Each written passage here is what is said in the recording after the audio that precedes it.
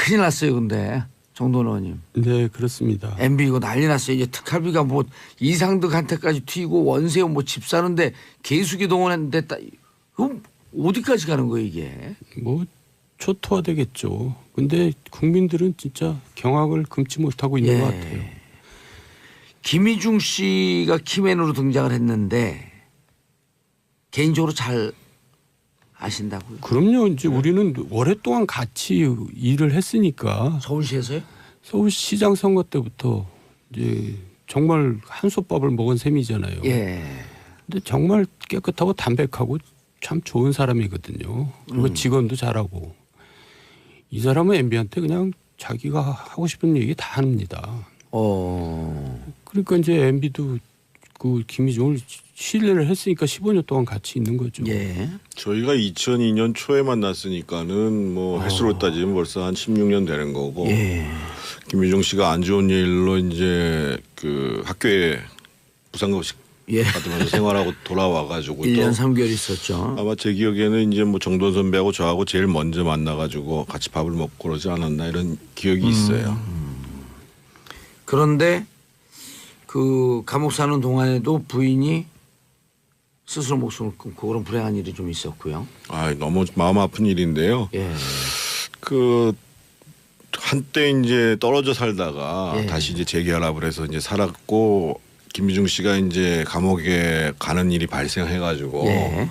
원래 이제 좀 그 우울증이 있었는데 이게 굉장히 심해졌던 모양인가 봐요. 부인이 예, 남편이 예. 감옥 가니까 더 예, 심해졌네.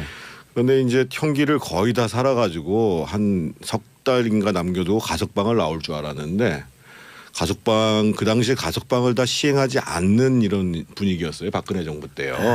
그러다 보니까 8.15 때도 가석방을 못 나오고 그래서 이제 혼자서 이제 견디기 힘들었던 과정들이 있었겠죠. 그래서 이제 세상을 뜨게 됐죠. 근데 그 김희중 같은 경우는 이제 넉넉하게 살지 못했어요. 그 부자 MB 모시면서도 넉넉하지 않았다는 얘기는 굉장히 깨끗하게 살았다는 얘기고 남의 돈에 절대 손은 안 대거든요. 근데 이제 저축은행 사건 때는 실수를 한 거죠. 사람이 살다 보면 일생일대 실수하는 경우도 있잖아요. 그런데 이제 그걸 이유로 MB가 이제 등을 돌린 거거든요. 김희중이 MB한테 등을 돌린 게 아니라 MB가 김중한테 등을 돌렸는데 예. 그것도 뭐 앞뒤가 안 맞아요. 형님도 저축은행 사건으로 구속돼서 형을 살았잖아요. 그러면 형하고도 등을 돌립니까? 그러니까 김희중을 굉장히 무시한 거죠. 저 사람은 착한 사람이니까 내가 어떻게 돼도 되겠다. 이런 식의 조금 너무 사람을 이렇게 가볍게 대하는 거죠. 예. 김희중 전 1부속실장이었죠. 네. 배신감이나 복수 때문에 나선 것은 아니다. 아이들에게 더 이상 잘못된 모습을 보일 수 없었다. 이런 얘기겠죠. 이제 만약에 이번에 자기가 특활비를 받은 것을 자기가 이제 떠안고 가게 되면 애들한테 더더군다나 지금 이제 엄마도 지금 없는 상황인데 장모님이 키우고 있죠. 그러니까요. 그러니까 이제 그 다시 이제 그 포토라인에 서가지고 수갑을 찬 모습들을 보여주는 것을 그 도저히 이제 참을 수 없는 거죠. 없었기 때문에 그러니까 자기가 이제 희생을 해야 되는데 자기가 희생을 할 사람은 자기를 등을 돌렸거든요. 근데 왜 희생을 합니까? 더군다나 아이들이 중요한 거지. 예. 자, 지금 이제 쟁점이 되고 있는 것 중에 하나가 김희중 실장은 제2부속실을 통하지 않고 국정원 특활비를 김인옥 여사 측에 직접 전달했다. 네. 그리고 그 관저죠, 관저. 관저. 예, 네. 관저에 있는 직원에게 전달했다는데 또 이제 나오는 보도는 직원은 자기가 받은 적 없다. 뭐 그렇게 얘기하죠 보통. 그럼 그 돈이 김희중이 먹었다는 얘기 믿게 더 되잖아요. 그렇죠. 예, 그러니까 김희중은 사실대로 얘기할 수밖에 없죠. 근데 사람들이 이게 이제까지 김백준 씨가 총무기획관으로서 네. MB의 재정 문제를 총괄하고 있다라고 알고 있었는데 김희중이라는 사람이 느닷없이 나왔단 말이에요. 일반 국민들 눈에는. 그리고 집사 중에 집사다. 또 이렇게 얘기를 하고 있고.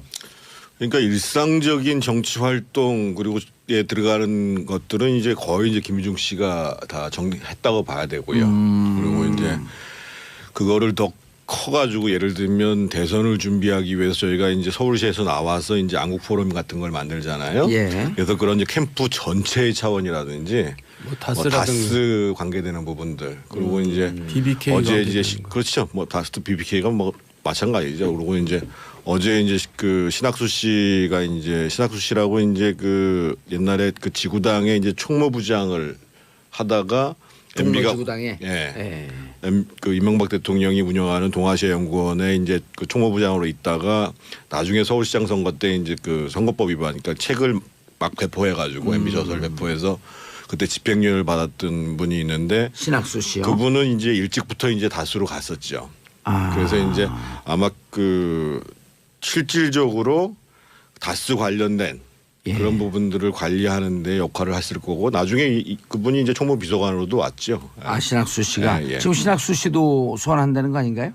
압수수색은 이미 했고 아직 소환은 안 했는데 그래서 실제로 이제 이명박 전 대통령과 관련해서 그런 그 자금에 대한 부분들을 세세하게 아는 부분들은 김백준, 신학수, 김희중 이렇게 봐야죠. 이 세 분이 다 수사 선상에 오르면은 결국 모든 게 다 밝혀지나요? 그렇게 되면? 그러니까 신학수 씨도 과거에 서울시장 선거 때 이제 구속된 적이 있거든요. 그때 그 출판 관련해 갖고 선거법 위반으로. 예. 그리고 이제 집행유예로 나왔다고 예. 하고 말씀하신 그러니까 거고. 이제 신학수를 관리는 했죠 MB가. 근데 그 신학수가 다스로 갔다가 선거 때 또 참여했다가 청와대 갔다가 그러니까 굉장히 핵심 인물 중에 지금도 하나라고 다수의 할수 감사로 있고요. 지금 예. 예. 근데 이제 신학수 씨는 이렇지만 아까 이제 그 깨끗한 분인데 김희중 씨를 묘사하면서 일생일대 실수를 했다. 그러면 이제 그런 또 이제 개인적인 사정도 좀 있는 걸로 알고 있고. 그런데 이제 MB 측에서 이렇게 주장할 수 있는 거 아닌가요? 또 뭐 감옥 갔다 온 사람인데 신뢰할 수 없는 사람이다. 그 사람이 얘기하는 게 무슨 주장이 신빙성이 있겠냐. 그게 이명박 전 대통령의 발언인지 어떤지는 잘 모르겠습니다만 솔직히 얘기하면 지금 참모라고 하는 사람들 쭉 도열한 사람들 있잖아요. 그분들 사실은 경선 때부터 시작해서 제대로 아는 게 별로 없는 사람들이에요. 맞아요. 예를 들면 이동관 씨 같은 사람도 경선이 끝나고 참여한 사람입니다.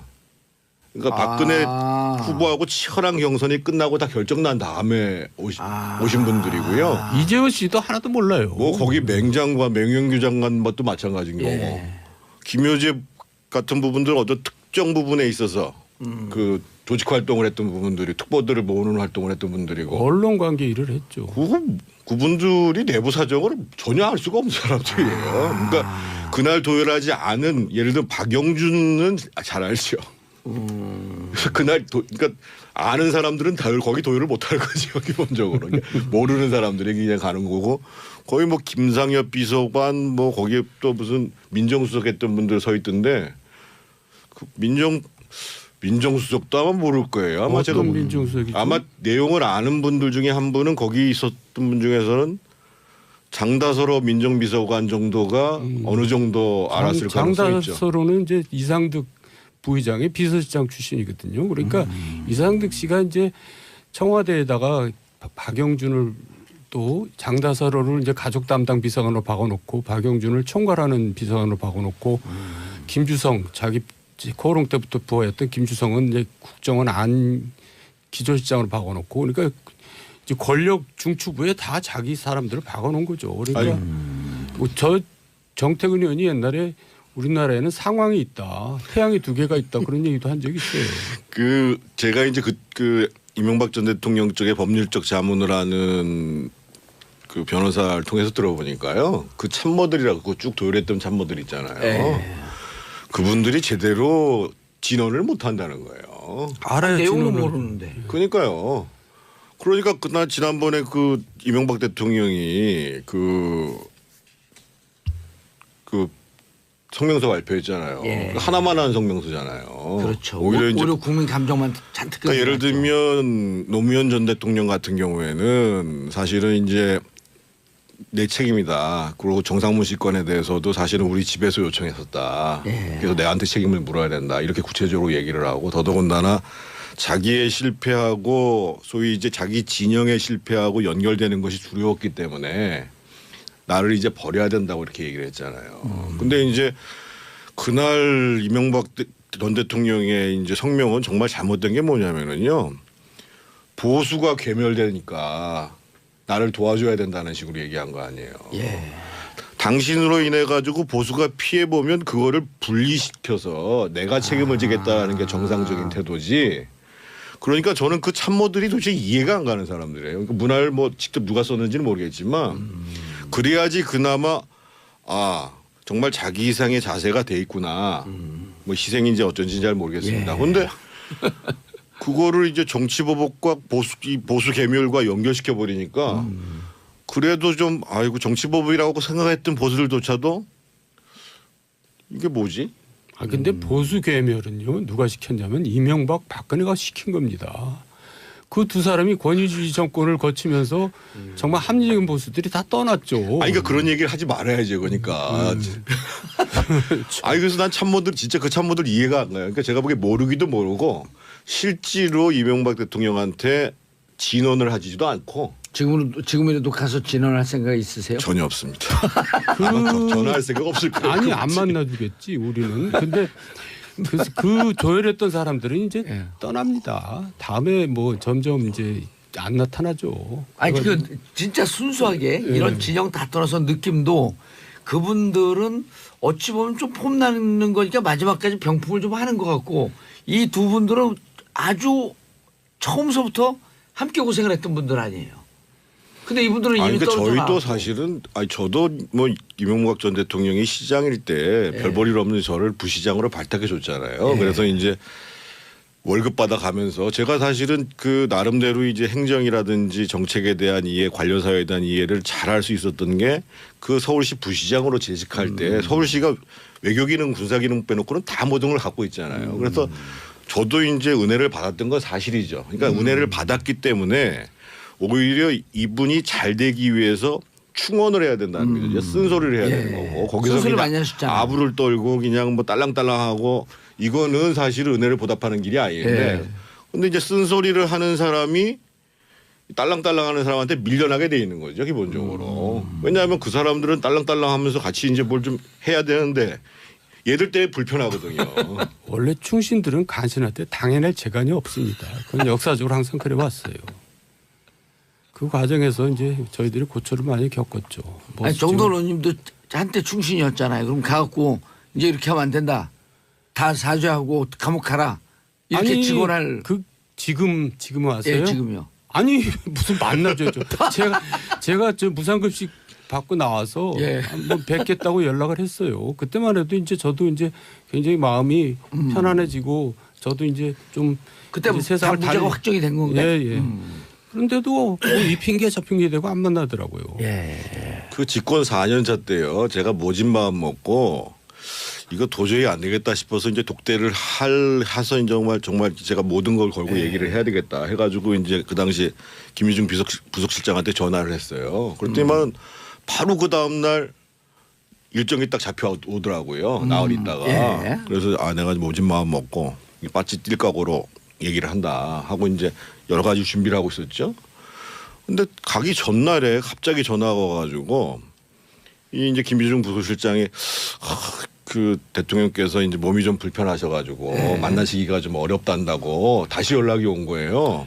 그래서 이제 알아봤더니만 이제 그 사이에 이제 그 청와대에 있는 사람들이 제가 가면 불편할 거 아니겠어요. 그렇죠. 그러니까 이제 뭐 정태근이가 무슨 얘기했고 어디서 무슨 짓을 하고 있고 이런 식으로 이제 말도 안 되는 얘기들을 이제 무슨 뭐 마누라는 뭐 어떻게 제가 직권남용해서 마누라가 돈을 벌고 이런 얘기들을 퍼뜨리고 다니는 거예요. 그때 기억나는데 정태근이 저한테 그랬어요. 저 형 국회의원 때려치고라도 가서 비서관으로라도 한번 모시고 싶다. 왜냐하면 정말 이 정권이 이렇게 가서는 안 되니까 이거 실패로 끝나는 건 어떻게든지 막아야 되지 않겠냐. 그렇게 얘기한 적도 있었어요.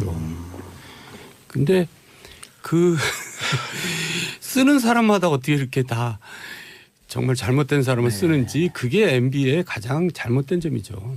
경선 과정 잘 아시는 정돈 의원님께서 네. MB 대선 치를 때 경천 동지할 일이 있었다라고 네. 말씀하셨는데 네. 이제는 말할 수 있다? 저도 이제 얘기를 하다 보니까 좀 많이 나갔어요. 근데 지난번에 얘기했지만 제가 장애인이라 그랬잖아요. 말을 돌려서 할 줄 모르는. 예.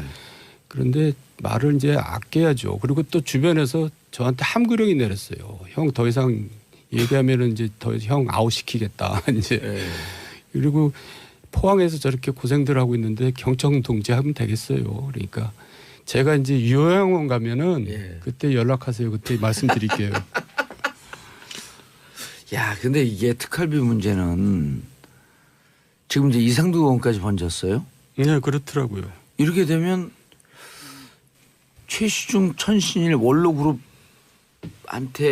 많이 의존했는데 이분들한테는 어디까지 이게 드러날 것 같아요? 최시중 씨는 이미 지난번에 이제 그 구속됐을 때 구속되기 전에 대선 때 자기가 대선 자금으로 썼다라고 얘기를 해서 사실상 이제 그 나중에 사면까지 연결되는 데 있어서의 자락을 이미 일종의 협박을 한 거죠. 사실은 한 거고 이상득 의원은 그러니까 지금 예를 들면 저희가 얘기했습니다만 그 김주성 기조실장 있지 않습니까? 국정원에. 그러니까 이상득 의원의 그야말로 부하 중에 부하죠. 그러니까 측근 중에 측근이죠. 그 김주성 씨는 이상득, 박영준, 김주성 이렇게 있다고 봐야 되거든요. 그러니까 이제 당연히 이제 그 뭐 특활비와 관련해서 지금 나온 진술 지금 김주성 씨는 지금 구속이 안 되고 있는 거잖아요. 구속이 안 되고 그러니까 있죠. 추가적인 진술이 나왔을 가능성이 크고 박용준 씨 지금 어떻게 되어 있죠? 박영준 씨 감옥 지금 갔다 나와가지고 지금 뭐 조용히 어디 무슨 뭐 교회 열심히 다닌다 그러더라고요. 네. 그런데 하여간 이렇게 조사 대상자가 구속이 안 된다는 게 무서운 겁니다. 그러니까 이제 김희중도 사실은 세 사람이 이제 특활비 때문에 조사를 받는데 김희중만 영장 청구를 안 하고 구속이 안 됐거든요. 그렇죠. 그 때문에 이제 MB가 이제 소위 속된 말로 시겁한 겁니다. 아, 김희중이 얘기를 하는구나 이제 이렇게 된 거죠. 그래서 제가 김희중한테 주목하라 이렇게 얘기를 한 건데 김주성 같은 경우도 여러 가지 하자가 있죠. 특활비를 전했으니까. 근데 아무런 구속을 시키지 않았다는 얘기는 하자가 있는 협조를 하고 정도가 있다는 아니라요. 얘기죠. 김희중도 죄가 안 되는 건 아니지만 받아서 전달해도 죄가 되는 건 그렇죠. 맞거든요. 예. 이거 하고 국정원에 있는 돈을 가지고 나와서 남들을 준 거는 이거는 국고를 포탈한 거거든요. 엄청난 김희중하고는 비교가 될 수 없는 사안입니다. 기본적으로. 김주성 씨 같은 경우가 그렇죠. 국고에 있는 돈을 자기가 들고 나온 거잖아요. 그렇죠. 김주성이 이제 김희중이라는 사람은 그거를 전달한 사람인 거고. 그래서 그러니까 죄질이 근본적으로 다릅니다. 그러니까 이제 휘슬링이라고 그러잖아요. 지금 그렇게 하고 휘슬러. 있다고 휘슬러라고 볼 수 있죠. 그래서 지금 김주성 씨 같은 경우는 이상득 사람 아니에요. 그럼요. 그 이제 코롱 때부터 지금 코롱 때부터 코로 그렇고요. 부회장 출신이고 뭐 좀 섭섭한 게 있었나요, 김주성 씨도? 전혀 그 사람은 혜택을 얼마나 받았는지 모릅니다. 근데 그 사람 그 동안의 행적을 보면은 그렇게 뭐 이렇게 의리가 있고 그렇게 뭐 신의를 지키는 사람은 아니더라고요. 예. 개인의 무슨 그 인신에 대한 평가를 하기는 어렵습니다만 조금 전에 의리가 없다는 얘기가 맞을 겁니다. 예. 그런데 이제 박용준 차관을 왜 자꾸만 주목을 하냐 하면 특활비가 김진모 씨 같은 경우도 김희중 씨 같은 경우도 민간인 불법 사찰 무마에 쓰였다. 그래서 결국 장진수 씨에게 흘러들어갔다. 이렇게 얘기를 했단 말이에요. 그런데 당시에 민간인 불법 사찰을 주도한 게 박용준 차관 아니에요. 실질적으로 전면에서 한 거는 이용호죠. 청와대 이용호 노동비서관. 청와대 고용노동비서관. 그때 노동비서관 권세가 얼마나 셌냐면은요.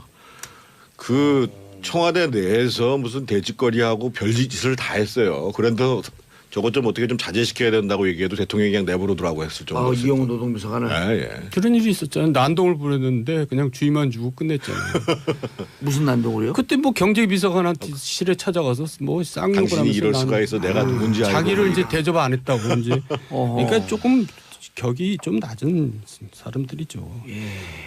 그런데 어쨌든 그때 이제 민간인 불법 사찰이 광범위하게 이루어졌는데 저는 그게 뭐 이미 얘기했지만은 박근혜 블랙리스트에 한 10배 정도 되는 아주 악랄한 정말 깡패 정권이라고 할 수 있는 그런 짓들을 많이 오히려 했어요. 더 심각하다. 네, 심각하죠. 별짓을 그러니까 다 상당히 했어요. 이제 그 공직윤리지원관실 그러니까 옆에서 이제 국정원이나 국세청의 서포트를 받아가면서 공직윤리지원관실에서 상당히 조직적으로 한 거죠. 조직적으로 했고 예를 들면 뭐 저 같은 경우만 해도 제 주변에 뭐 제 차가 다니는 회사는 말할 것도 없고 제 지인들이 운영하는 회사 4군데가 조사를 받았으니까 예. 나중에 검찰 수사에서 다 확인이 됐어요.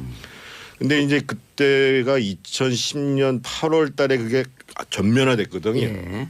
그래서 그 당시에 제가 이제 그 장다섯 비서관한테 이 문제를 어떻게 처리하는지를 지켜보겠다. 그래서 이 문제를 제대로 처리하지 않으면 우리가 나서서라도 문제를 제기할 수밖에 없다라고 얘기를 했고 그런 와중에서 이제 그 장진수 그 주무관이 구속이 되잖아요. 예. 그래서 이제 그 실제 그 당시에도 유충렬 이 사무관이 전달을 했다라는 건데 지금 이제 예를 들면 장성명 비서관 같은 그 민정비서관 같은 경우가 자기는 받은 적도 없고 전달한 적도 예, 없다 그랬죠. 하니까는 당연히 이제 특파위가 관련해 가지고 그 용처가 어떻게 되는가에 대해서 이 사찰과 관련해서 조사가 이루어지겠죠.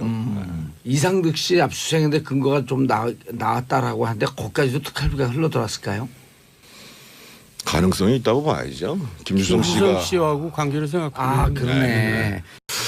자 큰일 났어요 근데 정돈 의원님. 네 그렇습니다. MB 이거 난리 났어요. 이제 특활비가 뭐 이상득한테까지 튀고 원세훈 뭐 집 사는데 개수기 동원했는데 그럼 어디까지 가는 거예요 이게? 뭐 초토화되겠죠. 근데 국민들은 진짜 경악을 금치 못하고 있는 것 같아요. 김희중 씨가 키맨으로 등장을 했는데 개인적으로 잘 아신다고요? 그럼요. 이제 우리는 오랫동안 같이 일을 했으니까 서울시에서요? 서울시장 선거 때부터 이제 정말 한솥밥을 먹은 셈이잖아요. 예. 근데 정말 깨끗하고 담백하고 참 좋은 사람이거든요. 그리고 직원도 잘하고 이 사람은 MB한테 그냥 자기가 하고 싶은 얘기 다 합니다.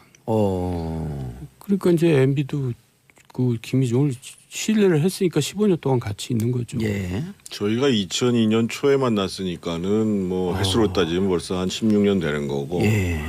김유중 씨가 안 좋은 일로 이제 그 학교에 부상급식 예. 받으면서 생활하고 돌아와가지고 1년 또 3개월 있었죠. 아마 제 기억에는 이제 뭐 정돈 선배하고 저하고 제일 먼저 만나가지고 같이 밥을 먹고 그러지 않았나 이런 기억이 있어요. 그런데 그 감옥 사는 동안에도 부인이 스스로 목숨을 끊고 그런 불행한 일이 좀 있었고요. 아 너무 마음 아픈 일인데요. 예. 그 한때 이제 떨어져 살다가 예. 다시 이제 재결합을 해서 이제 살았고 김유중 씨가 이제 감옥에 가는 일이 발생해가지고 예. 원래 이제 좀 그 우울증이 있었는데 이게 굉장히 심해졌던 모양인가 봐요. 부인이 예, 남편이 예. 감옥 가니까 더 예, 심해졌네. 그런데 이제 형기를 거의 다 살아가지고 한 석 달인가 남겨두고 가석방을 나올 줄 알았는데 가석방 그 당시에 가석방을 다 시행하지 않는 이런 분위기였어요. 박근혜 정부 때요. 그러다 보니까 8.15 때도 가석방을 못 나오고 그래서 이제 혼자서 이제 견디기 힘들었던 과정들이 있었겠죠. 그래서 이제 세상을 뜨게 됐죠. 근데 그 김희중 같은 경우는 이제 넉넉하게 살지 못했어요. 그 부자 MB 모시면서도 넉넉하지 않았다는 얘기는 굉장히 깨끗하게 살았다는 얘기고 남의 돈에 절대 손은 안 대거든요. 근데 이제 저축은행 사건 때는 실수를 한 거죠. 사람이 살다 보면 일생일대 실수하는 경우도 있잖아요. 그런데 이제 그걸 이유로 MB가 이제 등을 돌린 거거든요. 김희중이 MB한테 등을 돌린 게 아니라 MB가 김희중한테 등을 돌렸는데 예. 그것도 뭐 앞뒤가 안 맞아요. 형님도 저축은행 사건으로 구속돼서 형을 살았잖아요. 그러면 형하고도 등을 돌립니까? 그러니까 김희중을 굉장히 무시한 거죠. 저 사람은 착한 사람이니까 내가 어떻게 돼도 되겠다. 이런 식의 조금 너무 사람을 이렇게 가볍게 대하는 거죠. 예. 김희중 전 1부속실장이었죠. 네. 배신감이나 복수 때문에 나선 것은 아니다. 아이들에게 더 이상 잘못된 모습을 보일 수 없었다. 이런 얘기겠죠. 이제 만약에 이번에 자기가 특활비를 받은 것을 자기가 이제 떠안고 가게 되면 애들한테 더더군다나 지금 이제 엄마도 지금 없는 상황인데 장모님이 키우고 있죠. 그러니까요. 그러니까 이제 그 다시 이제 그 포토라인에 서가지고 수갑을 찬 모습들을 보여주는 것을 그 도저히 선 때부터 시작해서 제대로 아는 게 별로 없는 사람들이에요. 맞아요. 예를 들면 이동관 씨 같은 사람도 경선이 끝나고 참여한 사람입니다. 그러니까 박근혜 후보하고 치열한 경선이 끝나고 다 결정난 다음에 오신 분들이고요. 이재호 씨도 하나도 몰라요. 뭐 거기 맹장관, 맹영규 장관 것도 마찬가지인 거고. 김효재 같은 부분들 어떤 특정 부분에 있어서 그 조직 활동을 했던 부분들이 특보들을 모으는 활동을 했던 분들이고. 언론 관계 일을 했죠. 그분들이 내부 사정을 전혀 알 수가 없는 사람들이에요. 그러니까 그날 도열하지 않은 예를 들어 박영준은 잘 알죠. 그날 그러니까 아는 사람들은 다 거기 도열을 못할 거죠 기본적으로. 그러니까 모르는 사람들이 그냥 가는 거고 거의 뭐 김상엽 비서관 뭐 거기에 또 무슨 민정수석했던 분들 서 있던데 그 민정수석도 아마 모를 거예요. 아마 제가 민정수석이죠? 아마 내용을 아는 분들 중에 한 분은 거기 있었던 분 중에서는 장다설호 민정비서관 정도가 어느 정도 알았을 가능성이 있죠. 장다설호는 이제 이상득 부의장의 비서실장 출신이거든요. 그러니까 이상득 씨가 이제 청와대에다가 박영준을 또 장다설호를 이제 가족 담당 비서관으로 박아놓고 박영준을 총괄하는 비서관으로 박아놓고 김주성 자기 코오롱 때부터 부하였던 김주성은 이제 국정원 안 기조실장으로 박아놓고 그러니까 이제 권력 중추부에 다 자기 사람들을 박아놓은 거죠. 그러니까 뭐 저 정태근 의원이 옛날에 우리나라에는 상황이 있다, 태양이 두 개가 있다 그런 얘기도 한 적이 있어요. 그 제가 이제 그 이명박 전 대통령 쪽에 법률적 자문을 하는 그 변호사를 통해서 들어보니까요, 그 참모들이라고 쭉 도열했던 참모들 있잖아요. 그분들이 제대로 진언을 못 한다는 거예요. 알아요. 내용은 진언을. 모르는데. 그러니까요. 그러니까 그날 지난번에 그 이명박 대통령이 그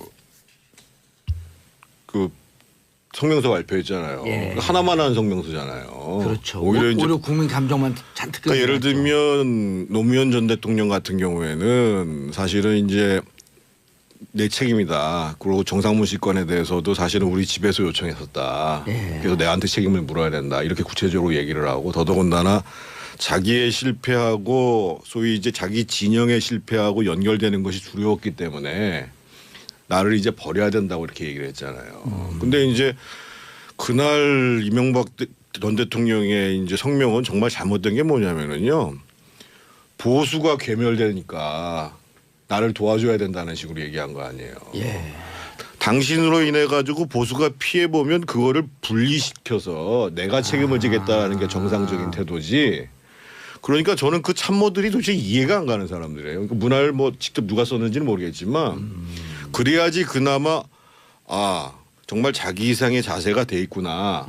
뭐 희생인지 어쩐지 잘 모르겠습니다. 그런데 그거를 이제 정치보복과 보수 계멸과 연결시켜 버리니까 그래도 좀 아이고 정치보복이라고 생각했던 보수들조차도 이게 뭐지? 근데 보수 괴멸은요 누가 시켰냐면 이명박 박근혜가 시킨 겁니다. 그 두 사람이 권위주의 정권을 거치면서 정말 합리적인 보수들이 다 떠났죠. 그러니까 그런 얘기를 하지 말아야죠. 그러니까. 그래서 난 참모들 진짜 그 참모들 이해가 안 가요. 그러니까 제가 보기에 모르기도 모르고 졌는데 네. 이제는 말할 수 있다. 저도 이제 얘기를 하다 보니까 좀 많이 나갔어요. 근데 지난번에 얘기했지만 제가 장애인이라 그랬잖아요. 말을 돌려서 할 줄 모르는. 그런데 말을 이제 아껴야죠. 그리고 또 주변에서 저한테 함구령이 내렸어요. 형 더 이상 얘기하면은 이제 더 형 아웃시키겠다. 이제. 그리고 포항에서 저렇게 고생들 하고 있는데 경청 동지 하면 되겠어요. 그러니까 제가 이제 요양원 가면은 그때 연락하세요. 그때 말씀드릴게요. 야, 근데 이게 특활비 문제는 지금 이제 이상도 의원까지 번졌어요. 네, 그렇더라고요. 이렇게 되면 최시중, 천신일, 원로그룹한테 많이 의존했는데 이분들한테는 어디까지 이게 드러날 것 같아요? 최시중 씨는 이미 지난번에 이제 그 구속됐을 때 구속되기 전에 대선 때 자기가 대선 자금으로 썼다라고 얘기를 해서 사실상 이제 그 나중에 사면까지 연결되는 데 있어서의 자락을 이미 일종의 협박을 한 거죠. 사실은 한 거고 이상득 의원은 그러니까 지금 예를 들면 저희가 얘기했습니다만 그 김주성 기조실장 있지 않습니까? 예. 국정원에. 그러니까 이상득 의원의 그야말로 부하 중에 부하죠. 그러니까 측근 중에 측근이죠. 그 김주성 씨는 이상득, 박영준, 김주성 이렇게 있다고 봐야 되거든요. 그러니까 이제 당연히 이제 그 뭐 특활비와 관련해서 지금 나온 진술, 지금 김주성 씨는 지금 구속이 안 되고 있는 거잖아요. 구속이 안 되고 그러니까 있죠. 추가적인 진술이 나왔을 가능성이 크고. 박용준 씨 지금 어떻게 되어 있죠? 감옥 갔다 나와가지고 지금 뭐 조용히 어디 무슨 뭐 교회 열심히 다닌다 그러더라고요. 네. 그런데 하여간 이렇게 조사 대상자가 예. 구속이 안 된다는 게 무서운 겁니다. 그러니까 이제 김희중도 사실은 세 사람이 이제 특활비 때문에 조사를 받는데 김희중만 영장 청구를 안 하고 구속이 안 됐거든요. 그렇죠. 그 때문에 이제 MB가 이제 소위 속된 말로 시겁한 겁니다. 아, 김희중이 이제 얘기를 하는구나 이제 이렇게 된 거죠. 그래서 예. 제가 김희중한테 주목하라 이렇게 얘기를 한 건데 김주성 같은 경우도 여러 가지 하자가 있죠. 특활비를 전했으니까. 근데 아무런 구속을 시키지 않았다는 얘기는 하자가 있는 협조를 하고 정도가 있다는 아니라요. 얘기죠. 김희중도 죄가 안 되는 건 아니지만 받아서 전달해도 죄가 되는 건 그렇죠. 맞거든요. 예. 이거 하고 국정원에 있는 돈을 가지고 나와서 남들을 준 거는 이거는 국고를 포탈한 거거든요. 엄청난 김희중하고는 비교가 될 수 없는 사안입니다. 기본적으로. 김주성 씨 같은 경우가 그렇죠. 국고에 있는 돈을 자기가 들고 나온 거잖아요. 그렇죠. 김주성이 이제 김희중이라는 사람은 그거를 전달한 사람인 거고. 그래서 그러니까 죄질이 근본적으로 다릅니다. 그러니까 이제 휘슬링이라고 그러잖아요. 지금 그렇게 하고 휘슬러. 있다고 휘슬러라고 볼 수 있죠. 그래서 지금 김주성 씨 같은 경우는 이상득 사람 아니에요. 그럼요. 그 이제 코롱 때부터 직원이 코롱 때부터 코로 그렇고요. 부회장 출신이고 뭐 좀 섭섭한 게 있었나요, 김주성 씨도? 전혀 그 사람은 혜택을 얼마나 받았는지 모릅니다. 근데 그 사람 그 동안의 행적을 보면은 그렇게 뭐 이렇게 의리가 있고 그렇게 뭐 신의를 지키는 사람은 아니더라고요. 예. 개인의 무슨 그 인신에 대한 평가를 하기는 어렵습니다. 실제로 이명박 대통령한테 진언을 하지도 않고 지금이라도 가서 진언할 생각 있으세요? 전혀 없습니다. 아마 전화할 생각 없을 거예요. 아니 그거 안 없지. 만나주겠지 우리는. 근데 그래서 그 조율했던 사람들은 이제 예. 떠납니다. 다음에 뭐 점점 이제 안 나타나죠. 아니 그래가지고 그 진짜 순수하게 예. 이런 진영 다 떠나서 느낌도 그분들은 어찌 보면 좀 폼나는 거니까 마지막까지 병풍을 좀 하는 것 같고 이 두 분들은 아주 처음서부터 함께 고생을 했던 분들 아니에요. 근데 이분들은 이미 그러니까 떨어져 저희도 나왔고. 사실은 저도 뭐 이명박 전 대통령이 시장일 때 예. 별 볼 일 없는 저를 부시장으로 발탁해 줬잖아요. 예. 그래서 이제 월급 받아 가면서 제가 사실은 그 나름대로 이제 행정이라든지 정책에 대한 이해, 관련 사회에 대한 이해를 잘할 수 있었던 게 그 서울시 부시장으로 재직할 때 서울시가 외교기능, 군사기능 빼놓고는 다 모든 걸 갖고 있잖아요. 그래서 저도 이제 은혜를 받았던 건 사실이죠. 그러니까 은혜를 받았기 때문에 오히려 이분이 잘 되기 위해서 충원을 해야 된다는 거죠. 쓴소리를 해야 예. 되는 거고 거기서 쓴소리 그냥 많이 하셨잖아요. 아부를 떨고 그냥 뭐 딸랑딸랑하고 이거는 사실 은혜를 보답하는 길이 아닌데 예. 근데 이제 쓴소리를 하는 사람이 딸랑딸랑하는 사람한테 밀려나게 돼 있는 거죠 기본적으로. 왜냐하면 그 사람들은 딸랑딸랑하면서 같이 이제 뭘 좀 해야 되는데 얘들 때문에 불편하거든요. 원래 충신들은 간신할 때 당해낼 재간이 없습니다. 그건 역사적으로 항상 그래 왔어요. 그 과정에서 이제 저희들이 고초를 많이 겪었죠. 뭐 아니 지금 정돈 의원님도 한때 충신이었잖아요. 그럼 가갖고 이제 이렇게 하면 안 된다. 다 사죄하고 감옥 가라. 이렇게 아니, 직원할 지금 왔어요? 예, 지금요. 아니 무슨 만나죠.